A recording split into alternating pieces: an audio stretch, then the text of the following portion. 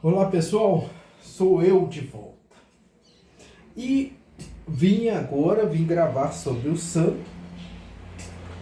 E o santo que eu escolhi falar hoje é como se fosse uma prova para mim. São Francisco. Esse vídeo, meu querido Frei Jorge vai assistir. E ele, como um frei franciscano, conhece com profundidade São Francisco. E se eu falar alguma besteira, vou merecer ser chamado a atenção, com certeza. E por falar no Frei Jorge, aqui está a chave Pix 649810-57723 para podermos ajudar a comunidade e os atendidos pelo Convento Cristo Redentor, que precisam dessas doações para aliviar um mínimo de sofrimento. Bom, vamos falar então sobre São Francisco de Assis. São Francisco foi um homem que, como tem todo o aspecto histórico que eu sempre gosto muito, ele nasceu em 1182 e ele faleceu em 1226 com 44 anos, exatamente a idade que eu tenho hoje.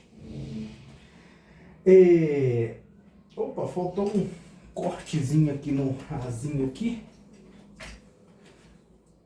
Aqui, ó. São Francisco de Assis viveu numa época em que a Europa passava por uma que era muito conturbada. Em especial a Itália. A Itália, São Francisco, ele nasceu no sul da França, mas ele se criou e viveu na Itália. E era um período em que a Europa estava caminhando para o renascentismo, que começou por volta de 1300, por aí, tá? Então, a burguesia surgia nessa época, os grandes comerciantes, um comércio muito forte que produzia muita riqueza. Inclusive, São Francisco de Assis era filho de um comerciante muito influente da cidade de Assis. E esse sentimento na Europa como um todo, um afastamento da fé, um afastamento da igreja e um aumento das riquezas, da opulência, do luxo, atingia inclusive a igreja. A igreja se afastava da sua proposta inicial de auxílio espiritual, de salvação, de propagação da palavra de Deus e começava a se tornar, entre aspas, uma monarquia com rendas, com opulência, aquilo que eles chamam hoje com ostentação, muito ouro, roupas chiques, roupas bonitas, e a igreja estava se perdendo na sua função original. Daí surge Francisco. Francisco, ele começou a vida religiosa dele já com alguma idade. Em 1210, ele já tinha escolhido a vida religiosa dele. Então, a gente vê aí com quase 30 anos de idade. 1882 para 2010 são 28 anos. São Francisco, ele viveu a vida normal. São Francisco, ele lutou em batalhas, eu acho que 2 batalhas, se não me engano, guerra, tiro. E depois ele abraçou a vida religiosa. Como assim? Ele era incumbido de fazer negócios para o pai dele, tá? E ele foi até uma cidadezinha chamada São Damião, onde ele vendeu as mercadorias do pai dele. Em São Damião, ele viu a igreja dedicada a São Damião em ruínas, caindo aos pedaços. E de um crucifixo velho que ele achou nas ruínas, ele ouviu do crucifixo: Francisco, reconstrua a minha casa. Bom, a princípio dá-se a entender que pudesse ser o santo São Damião falando com ele para reconstruir a igreja, mas era muito mais profundo. A ação de São Francisco reconstruiria a igreja como um todo, voltaria a igreja para o caminho da piedade, tá? E esse foi um grande papel de instrumento na vida de Francisco. Ele foi um instrumento de redirecionamento da igreja para o caminho correto. Logicamente, não vamos ser hipócritas. A igreja, ela mantém um patrimônio gigantesco, é uma instituição riquíssima? Sim, é sim.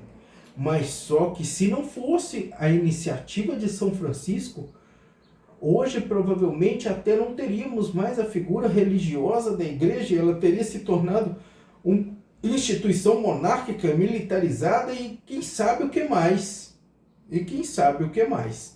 Tá?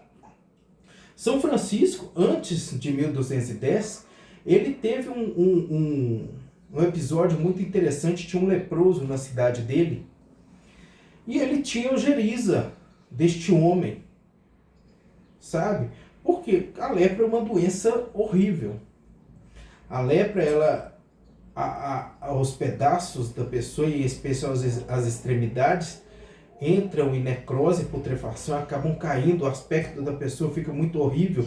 Nos animais nós temos uma doença semelhante chamada esporotricose, mas a esporotricose é provocada por um fungo, a lepra é provocada por um vibrião, tá? Mas as consequências são muito semelhantes, é horrível, as duas doenças são horríveis. E um dia esse leproso deu um beijo no rosto de São Francisco, que não adoeceu, logicamente. Só que esse beijo, ao invés de causar repulsa, causou compaixão. Hoje, rezando a novena de São Bento, eu vi uma passagem na Bíblia que fala também sobre o encontro de Jesus com um leproso. Eu até quero gravar um vídeo sobre isso, por isso eu não vou falar sobre essa história aqui. E aí, o que acontece? Uma busca de São Francisco, de Francisco na época, era na perfeita alegria e na felicidade completa. Então, voltando a São Damião, lembra? São Francisco na época vendeu umas mercadorias para o pai e não lhe repassou o dinheiro.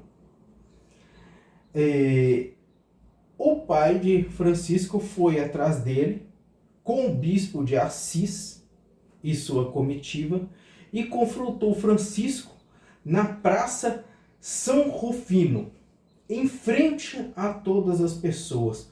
Francisco lhe devolveu o dinheiro das mercadorias, moeda por moeda, não tinha gastado um dobrão sequer. E ainda tirou as roupas do corpo e entregou a seu pai, ficando nu em frente às pessoas. Ele foi coberto por um manto, e no texto não ficou bem claro, mas acredito que daí surgiu as vestes de pobreza, o hábito de pobreza, que hoje é a roupa comum de vários frades, principalmente dos franciscanos, e aquele o qual eu tento imitar com as minhas roupas.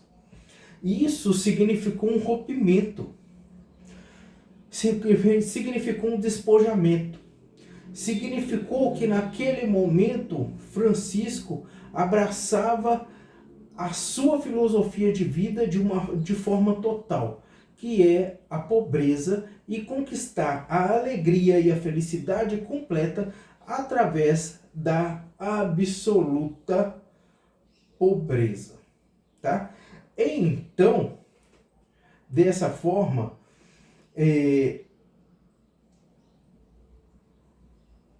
mendigando, pedindo, São Francisco acabou reconstruindo a igrejinha de São Damião e várias outras, tá?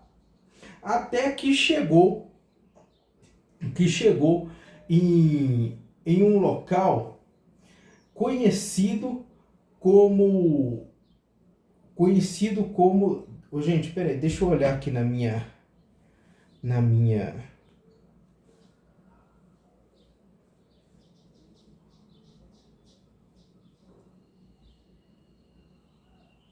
Isso. Conhecido como Porciúncula, que era uma pequena igrejinha onde ele passou a viver. E chegou... gente, eu não estou mais tão novinho, então às vezes a memória dá uma falhada, aí eu deixo aqui as minhas anotaçõezinhas, sabe? Que aí eu vou falando completo para não passar nenhum detalhe, sabe? E nesse caminho que ele chegou à igreja de Santa Maria dos Anjos, lembrei, chamada de Porciúncula, onde ele passou a morar. Antes disso, ele reconstruiu outras igrejas de São Damião, São Pedro, e tudo através de doações e de esmolagem. Nesse momento, várias pessoas passaram a se juntar a Francisco na sua filosofia de vida, na sua filosofia de estar, na sua religiosidade. Homens ricos distribuíram seus bens aos pobres e se juntaram a Francisco. Inclusive, um cônego de Assis, o cônego Pedro de Catani, trocou a sua batina roxa pelas vestes de pobreza e se juntou a São Francisco, tá? Aí agora a gente volta aqui para o quadro. Em 1210, ele foi a Roma com os seus companheiros e apresentou ao Papa Inocêncio III a sua regra, a sua filosofia, tá? E o Papa verbalmente aprovou a regra de Francisco e os abençoou. Fato o seguinte, que o Papa anteriormente, antes da chegada de Francisco, ele teria sonhado com Francisco. Ele teria sonhado que a igreja de São João de Latrão, hoje Basílica de São João de Latrão, estava ruindo, estava caindo. E o sustentáculo da igreja era Francisco. Fazendo aqui um parênteses, a Basílica de São João de Latrão é onde estão os restos mortais e as relíquias do meu querido São Cipriano de Antioquia e da minha querida Santa Justina, tá? E os irmãos franciscanos voltaram, chamados de irmãos menores, e até hoje é chamados assim de irmãos menores, os frades, eles retornaram à igreja de Santa Maria dos Anjos, a Porciúncula, e continuaram a se desenvolver, tá?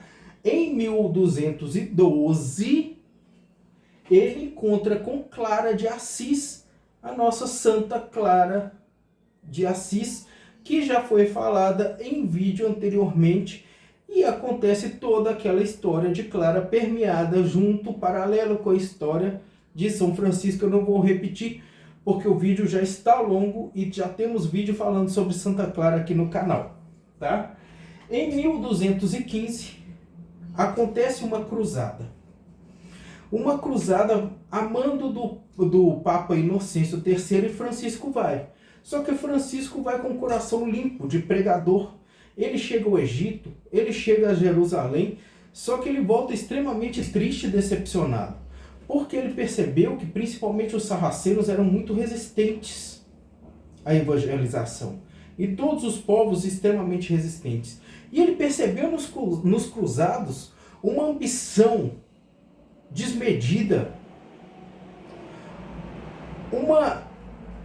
uma cobiça desmedida.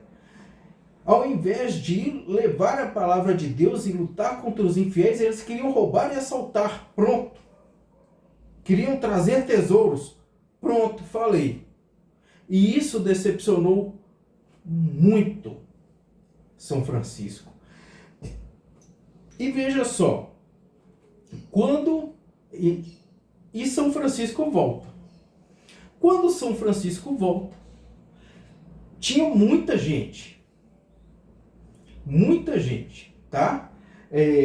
Muitos frades que tinham ficado e ele tinha ido, tá? E o que acontece? Muita coisa mudou, os frades se juntaram, mudaram uma regrinha aqui, uma regrinha ali, se adequaram aqui, se adequaram ali, porque São Francisco era muito rígido. Ele gostava do que ele chamava de regra primitiva, é a regra original. É o que ele criou original. É o que ele apresentou para o Papa quando eles foram a Roma em 1210. É aquilo que ele queria. Passado um ano, em 1216, o Papa Inocêncio III confere indulgência a Prociúncula e o perdão de Assis.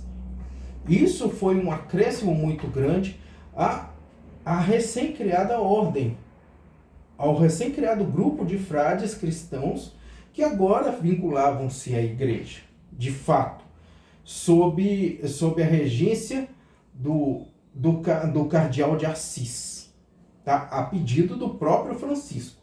Tá? Em 1817, funda-se assim o primeiro capítulo da nova ordem de frades franciscanos, hoje derivada em várias ordens diferentes. Em 1219, temos o segundo capítulo, é o capítulo das esteiras. Como assim? Juntou tanta gente, tinham 5.000 frades juntos a Francisco. E eles precisaram ser distribuídos em moradias paupérrimas. E eles dormiam em esteiras no chão. Pobreza extrema. E por isso, esse capítulo ficou conhecido como o capítulo das esteiras. Frades vieram da França, da Inglaterra, da Hungria, da Alemanha, todos buscando a regra de Francisco.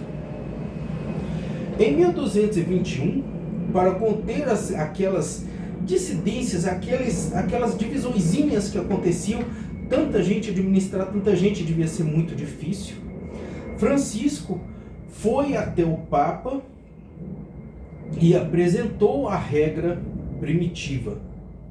Esse fato é chamado de capítulo geral. Apenas em 1223 o Papa aprova a regra primitiva. Aprova a regra primitiva. Então Francisco deixa o comando das ordens na mão de frades confiáveis e se recolhe em orações. Em 1224 ele recebe os estigmas de Cristo. Dada a sua grande fé, os estigmas só é dado às pessoas que têm uma fé extrema. A gente viu que a nossa querida Santa Bárbara tem um estigma, aquele na testa, ela também já foi. Santa Bárbara não, desculpem, Santa Rita, desculpe Santa Rita. Santa Rita tem aquele estigmazinho na testa, quando ela estava apreciando a coroação de espinho de Jesus. Já falamos também sobre Santa Rita de Cássia aqui no canal, tem vídeo aí mais antigo. E logo após os estigmas, 2 anos depois, 1226, falece São Francisco. Então, bom, contamos a história completa de São Francisco. Completa não, né? Bem por alto. Com certeza o Frei Jorge conhece extremos detalhes e correções que eu não fui capaz de passar aqui agora. Mas a mensagem de São Francisco fica clara para nós. Francisco, ele retornou à igreja ao que ela deveria ser: caridade, humildade, desapego, existir para aquele que não pode existir sozinho, ser o conforto, ser o refúgio daquele que não pode se refugiar em lugar nenhum, viver pelo pobre, pelo doente, pelo necessitado e não por si mesmo. Esse é o grande conceito da pobreza, da regra de pobreza, do voto de pobreza que eu falei, que eu coloquei o vídeo sobre os votos maravilhosos, acho que foi hoje de manhã. E, para mim, o voto é um dos conceitos mais importantes que tem. Porque o voto da pobreza, ele maceta o ego, ele estimula a humildade, ele retira desejos materialistas, revoltas, frustrações. Ele coloca o ser humano no caminho do bem, da paz e dos instintos que vão macular a bondade humana. Porque o ser humano é feito para ser bom. O ser humano não é bom porque ele está completamente maculado por desejos mundanos, digamos assim. Então, pessoal, vejam que o exemplo de São Francisco é o melhor exemplo. Humildade, caridade, desapego. E aquele que tem a capacidade, que viva e cuide do seu irmão menor, daquele que não pode se cuidar sozinho, cuide do ser humano, trabalhe pelo seu irmão. Vamos pregar a bondade e a paz nesse mundo que precisa tanto, desse mundo que está tão louco, que está tão violento, que está queimando em chamas para todo lado. Vamos ser bom, vamos cuidar uns dos outros, vamos seguir o exemplo desse herói chamado Francisco, que abriu mão de tudo na sua vida e encaminhou a humanidade na palavra de Deus, mostrando que a simplicidade, a humildade e o amor ao próximo é o melhor caminho. Muito obrigado, gente. Frei Jorge, se o senhor vê esse vídeo, me perdoe pelos erros, pelos enganos. E espero que essa mensagem possa chegar a mais pessoas de paz, de amor. Deem um like, deem um joinha para que isso aconteça, para que mais pessoas cheguem ao canal e essa mensagem possa atingir o coração de todos. Muito obrigado. Um excelente dia a todos. E já vou preparar já o videozinho de amanhã. Muito obrigado, gente. Que Deus esteja com todos. E vamos em frente.